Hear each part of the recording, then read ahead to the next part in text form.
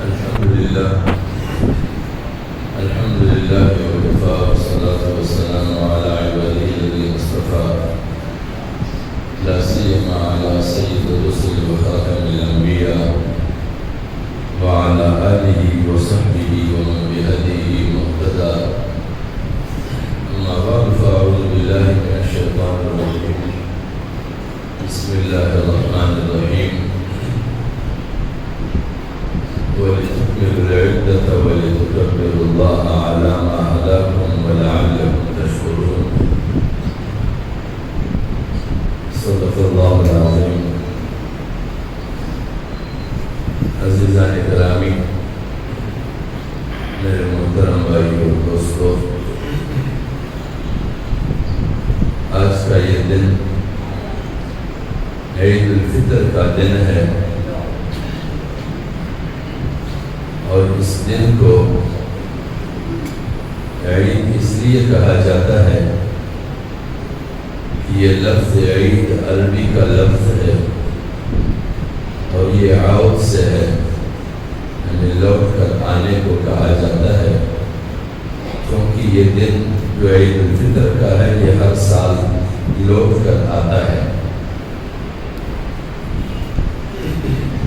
اور عید تقریباً گزشتہ اقوام میں بھی اور اس زمانے کے مختلف مذاہب کے پیروکاروں کے یہاں بھی عید کا تہوار منایا جاتا ہے اور تصور ہے۔ اسی لیے حضور نبی اکرم صلی اللہ علیہ وسلم فرماتے ہیں اِنَّ لِكُلِّ قَوْمٍ عِیدًا وَهَذَا عِیدُنَا، کہ بلا شبہ ہر قوم اور ہر طبقے کے لیے عید کا دن مقرر ہے، اور ہمارا عید ان سے مختلف ہے، ہمارے لیے بھی عید ہے۔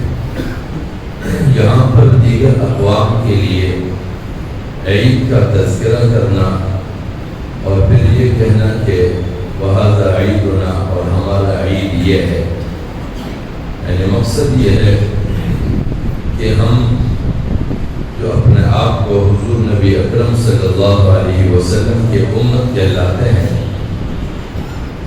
اس پر لازم ہے کہ حضور نبی اکرم صلی اللہ علیہ وسلم کی حیات مبارکہ کو ہم اپنے لیے نمونہ بنائیں، اور اللہ رب العزت نے بھی رسول اللہ صلی اللہ علیہ وسلم کی حیات مبارکہ کو ہمارے لیے بہترین نمونہ قرار دے دیا ہے۔ جب بہترین نمونہ حضور نبی اکرم صلی اللہ علیہ وسلم کی حیات مبارکہ ہے ہمارے لیے، تو پھر ہم پر لازم ہے کہ ہم اپنے عیدوں کے منانے کے طرز انداز سے پہچانے جائیں کہ ہمارا عید دیگر اقوام یا دیگر مذاہب کے عید سے مختلف ہے۔ اور حضور نبی اکرم صلی اللہ علیہ وسلم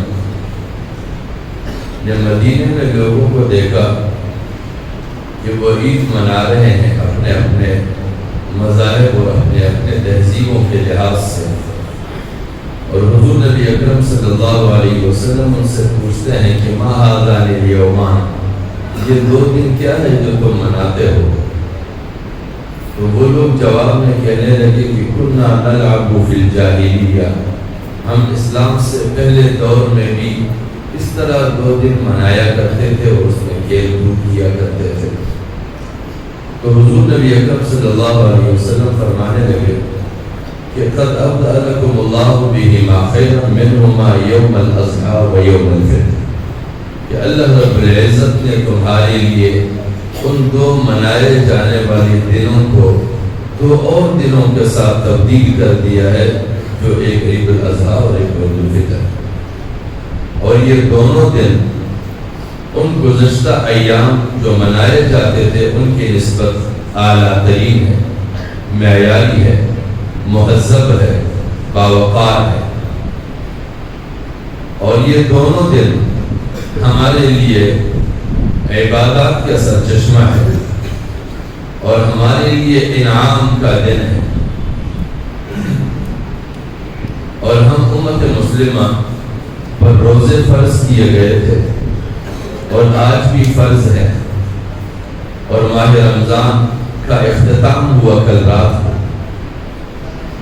جب ماہ رمضان کا اختتام ہوتا ہے تو شوال کے پہلے تاریخ کو ہی عید ہوتا ہے، اور جب کہ سب سے پہلا عید 2 ہجری کو منایا گیا تھا، اور اسی رمضان میں جس کے انتہا پر عید الفطر ادا کیا گیا ہے، اسی رمضان کی 17 تاریخ کو جنگ بدر کا معرکہ ہوا ہے۔ اور یہ عید کا دن جو مقرر ہوا ہے، یہ 2 چیزوں کی یاد ہے۔ ایک اعتبار سے رمضان کے روزے رکھنے والوں کے لیے انعام کا دن، دوسرا وہ طبقہ اور وہ قوم جو ایک زمانے تک بندوں کی بندگی میں مصروف تھے، غلامی کی زندگیاں بسر کرتے تھے۔ لوگوں کی یہاں اعلیٰ ترین اور کم ترین قوموں کا ایک نظام اور ایک سوچ تھا، برتر اور کمتر تھے، کوئی بلند و بالا قوموں سے تعلق رکھتے، کوئی نیچے قوم سے تعلق رکھتے، اور جو بلند و برتر قوموں سے تعلق رکھتے وہ با اختیار بھی ہوتے اور وہ راج بھی کرتے۔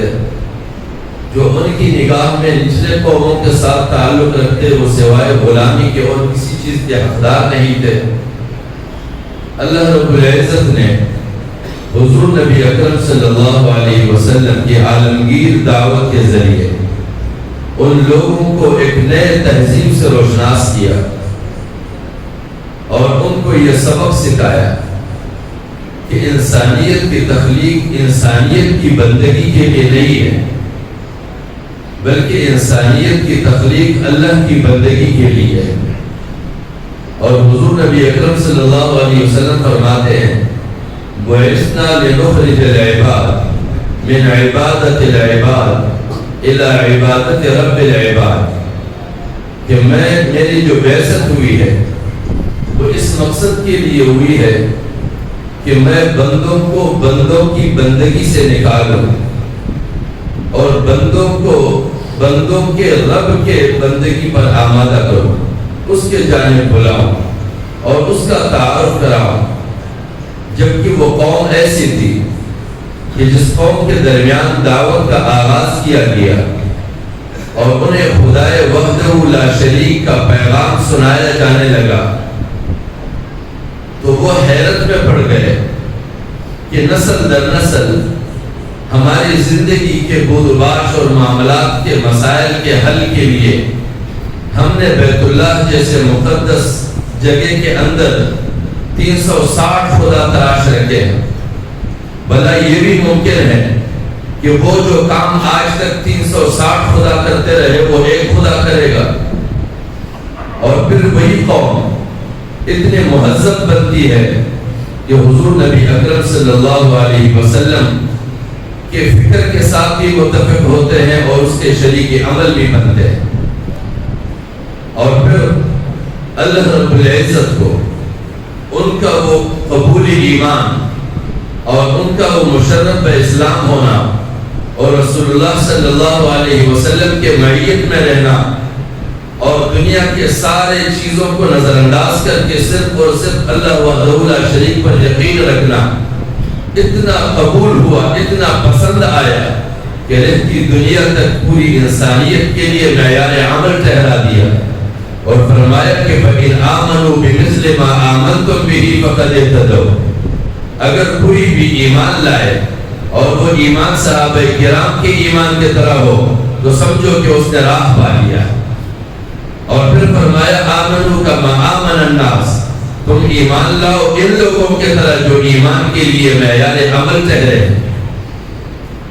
تو اللہ رب العزت کو ان کا یہ ایمان قبول کرنا اور اس کی اس گہرے نیت کے ساتھ اور خلوص کے ساتھ اتنا قبول ہوا کہ پوری انسانیت کے لیے معیار عمل ٹھہرا دیا کہ اگر عمل کرنا ہو تو اس درجے کا عمل ہونا چاہیے۔ اور پھر صحابہ کرام نے عمل کے ذریعے دو چیزوں کا اظہار خاص طور پہ کیا ہے۔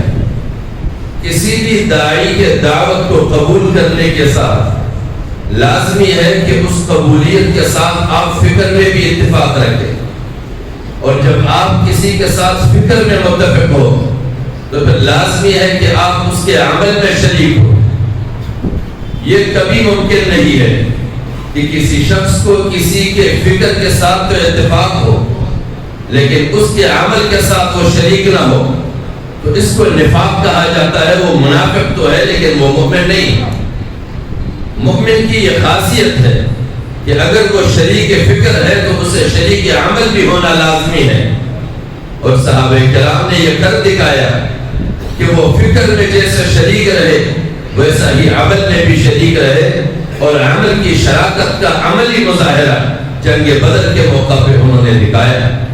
اور اللہ رب العزت نے عید کے اجتماع کا پہلا تعین دوسرے ہجری میں اسی رمضان المبارک کے انتہا میں، جس میں جنگ بدر کا معرکہ ہوتا ہے، اور وہ قوم جو انسانی بندگی سے بغاوت کر چکے تھے اور ایک خدا کی بندگی کی تبلیغ کرتے رہے، اور اس انسانیت کو جو ایک خدا کی بندگی سے ناواقف تھے اسے ایک خدا کی بندگی کی آگاہی دینے کے لیے برسر میدان تھے اور مشرکین سے برسر پیکار تھے، اور انہوں نے اس میدان عمل میں اور اس میدان کارزار میں اپنے مد مقابل کو اللہ کی نصرت اور اپنے قوی ایمان کے ساتھ شکست دیا ہے۔ تو پھر وہ جو عید الفطر کے اجتماع تھی وہ آزاد لوگوں کے اجتماع تھی، اور وہ آزادی کا مظاہرہ تھا۔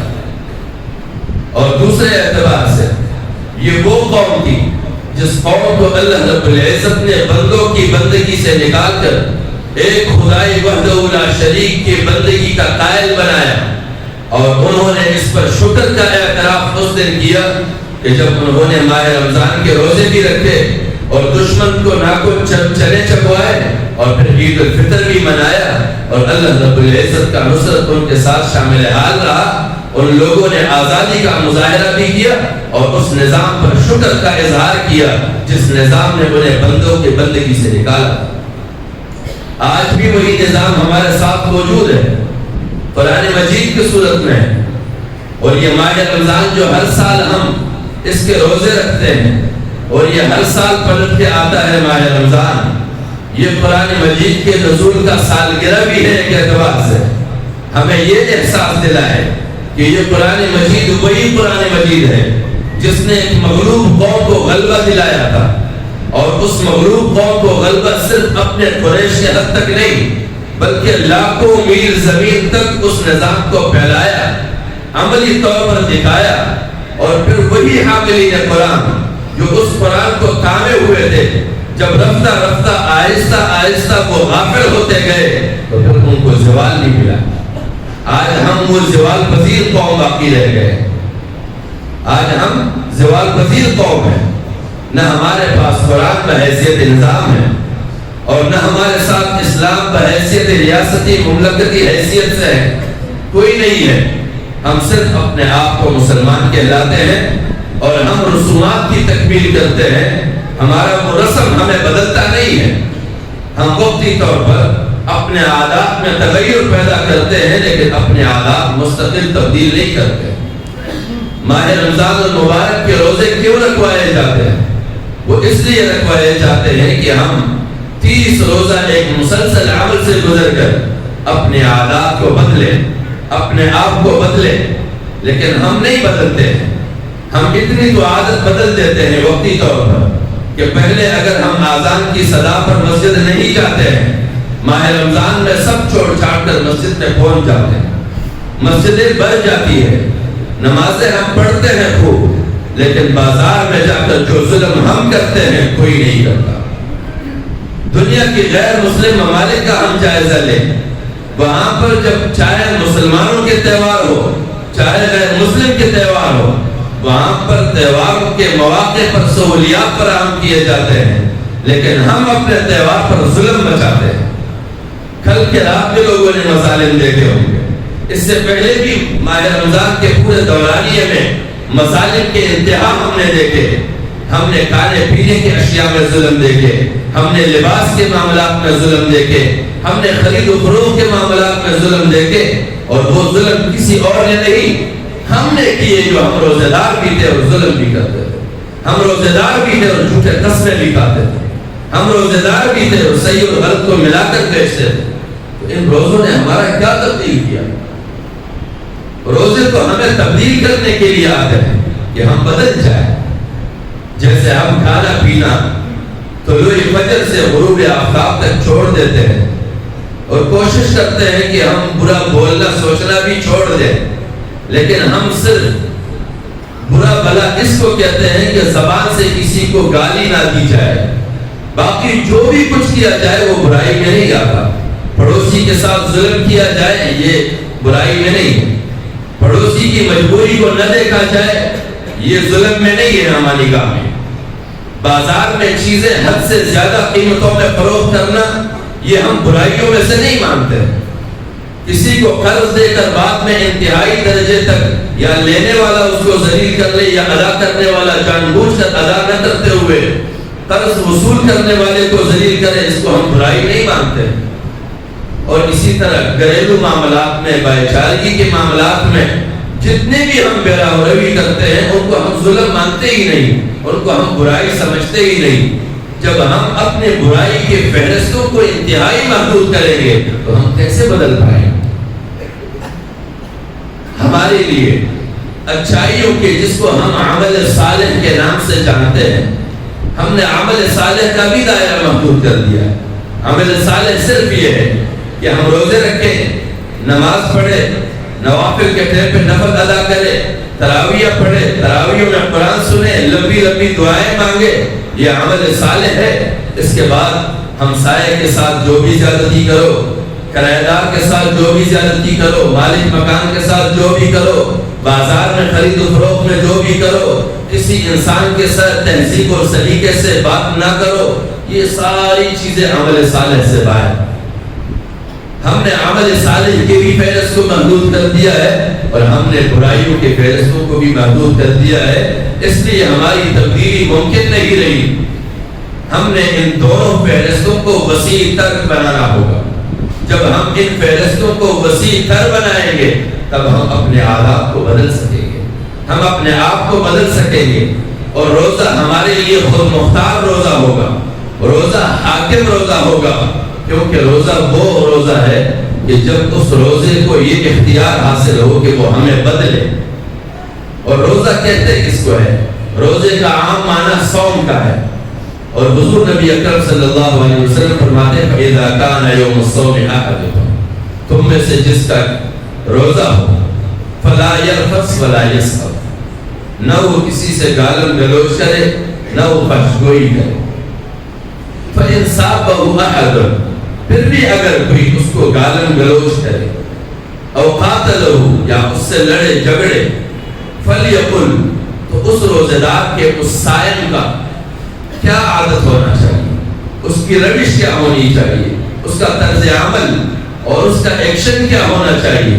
صرف اتنا کہ فَلْيَقُلْ، اسے چاہیے کہ وہ کہے انی صائم، میں روزے دار ہوں۔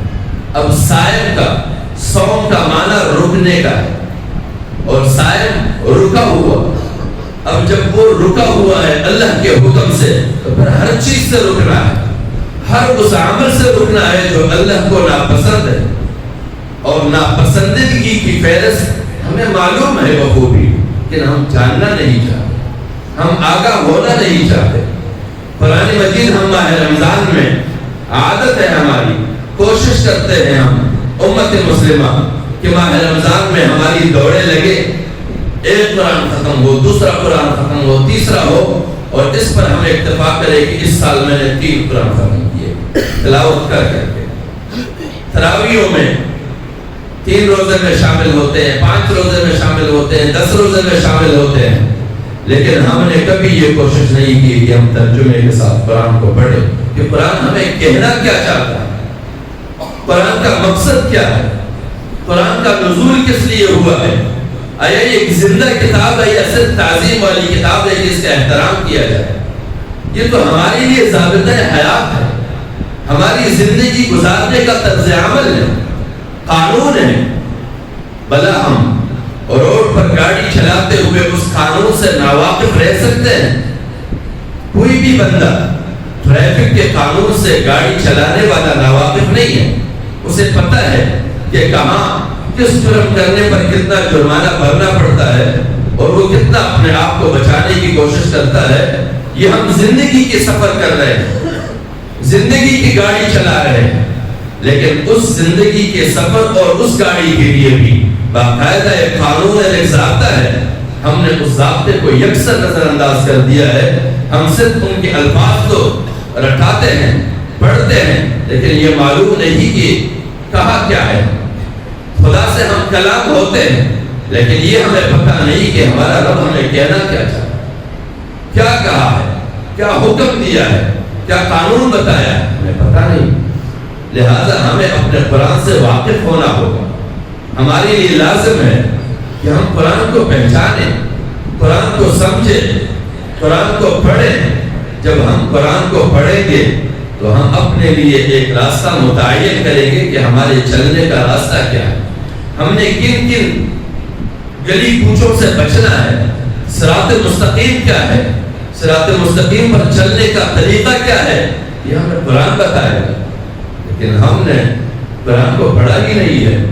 یہ تو پڑھنا ایک روایت ہے کہ ہم اس کو شروع کر لیتے ہیں اور انتہا میں ختم کر لیتے ہیں. پڑھنا تو تب ہوگا ایک بندہ ہمارے پاس اردو کی بھی تحریر بھیجے اور کوئی غیر اردو دان اس کے الفاظ تو پڑھے، کیونکہ ان کے الفاظ کے ساتھ فارسی بھی ملتی ہے، اس کے الفاظ کے ساتھ عربی بھی ملتے ہیں. وہ الفاظ کو تو چھوڑ دے لیکن مقصد سے آگاہ نہ ہو تو اس خط پڑھنے کا کیا فائدہ ہو؟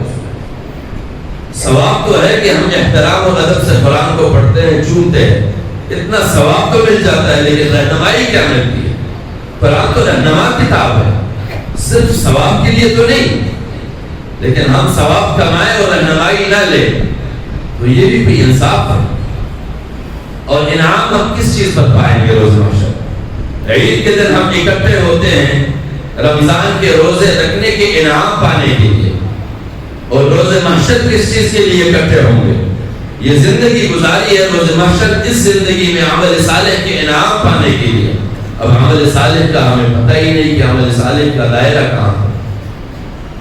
لہذا ہمارے لیے آگاہی لازمی ہے. اور ماہ رمضان کے روزے حضور نبی اکرم صلی اللہ علیہ وسلم فرماتے ہیں کہ ماہ رمضان کے روزے رکھنے کے بعد اللہ رب العزت اس دن فرشتوں سے فرماتے ہیں کہ ما جزاء اجیر وفاء عملہ، اس شخص کا بدلہ کیا ہونا چاہیے جس نے اپنی ذمہ داری پوری کی. اور وہ ذمہ داری کیا ہے؟ وہ روزہ داری ہے کہ وہ ماہ رمضان کے روزے رکھے ہوں، یہ ذمہ داری ہے. تو فرماتے ہیں ما جزاء اجیر وفاء عملہ، اس بندے کی کیا بدلہ ہونا چاہیے جس نے اپنی ذمہ داری پوری کی. قالوا، فرشتے جواب میں کہتے ہیں جزاؤہ ان یوفى اجرہ، اس کا بدلہ یہ ہے کہ اس کے پورا اجر اس کو دے دیا جائے. اور پھر اللہ رب العزت فرماتے ہیں قال ملائکتی، اے میرے فرشتوں، عبیدی، اے میرے بندوں، وامائی قضوا فریضتی علیہم، وہ لوگ، وہ میرے بندے جن پر ایک فرض عائد کیا گیا تھا اور انہوں نے ادا کر دیا. ثم خرجوا يعودون الى الدعاء، پھر وہ عاجزی اور انکساری کے ساتھ نکل کر عیدگاہوں کی طرف دعا کے لیے آئے. وعزتی، مجھے میری عزت کی قسم، وجلالی، مجھے میری جلال کی قسم، وعلوی، مجھے میری بلندی کی قسم، وارتفاع مکانی، اور میرے بلند مقام کی قسم، لأجیبنہم، کہ اس دن میں ضرور ان کی مانگی ہوئی دعاؤں کو قبول کروں گا عید کے دن.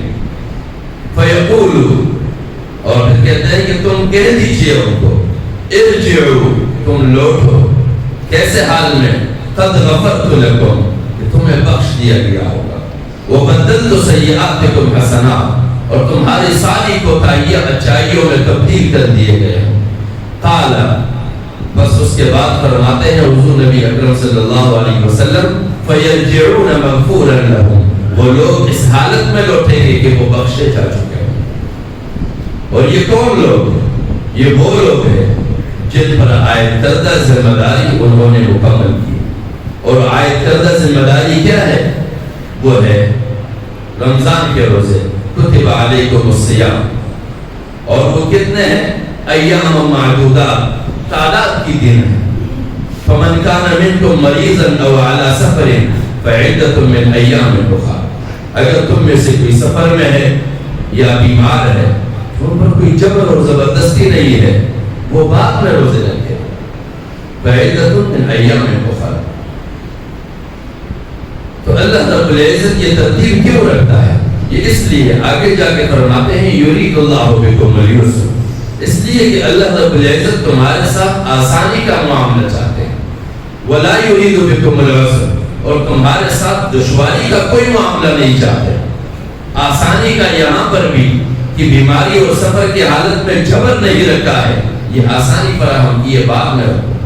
اور آسانی آخرت میں بھی ہے کہ جب ذمہ داری نہ نبھاؤ تو یہ سرکشی ہے، آخرت میں سزا ہے اس کے لیے. لہذا جب روزے رکھو گے تو آسانی پاؤ گے. اللہ رب العزت تو دشواری نہیں دینا چاہتے ہیں، لیکن ہم خود اپنے لیے دشواریاں پیدا کرتے ہیں. ان اللہ لا یظلم الناس. اللہ رب العزت اپنے بندوں پر ظلم نہیں کرتا ہے. ولکن الناس انفسهم یظلمون. لیکن انسان خود اپنے آپ پر ظلم کرتا ہے. تو اللہ کریم ہمیں توفیق بخشے کہ ہمارے یہ روزے ہمارے زندہ روزے بن جائیں، جاندار روزے بن جائیں. یہ روح والے روزے ہوں کہ اس میں روح باقی رہے. یہ ہماری عادات کو بدلے، ہماری معاشروں کو بدلے، ہماری تہذیب کو بدلے، ہمارے ثقافت کو بدلے، ہماری نفرتوں کو مٹھائے، ہماری عصبیتوں کو مٹھائے، ہمارے بغض اور حسد کو مٹھائے، ہمارے دلوں کی تاریکیوں کو مٹھائے، ہماری قومی منافرتوں کو مٹھائے، ہماری فرقوارانہ عصبیتوں کو مٹھا دے. تمام تر وہ فرقے جو قرآن اور حدیث اور اللہ اور رسول اور آخرت کو سب مانتے ہیں، انبیاء کو، کتابوں کو، ملائکہ کو، ان سب کو مانتے ہیں، پھر جس فرقے سے تعلق رکھتے ہیں ان کو ہم جی اور دل اور دماغ سے مسلمان تسلیم کریں. صرف اپنے آپ کو مسلمان کے دائرے میں اور دوسروں کو اسلام سے باہر والی ذہنیت سے باہر نکلنے کی خدا ہمیں توفیق عطا فرمائے.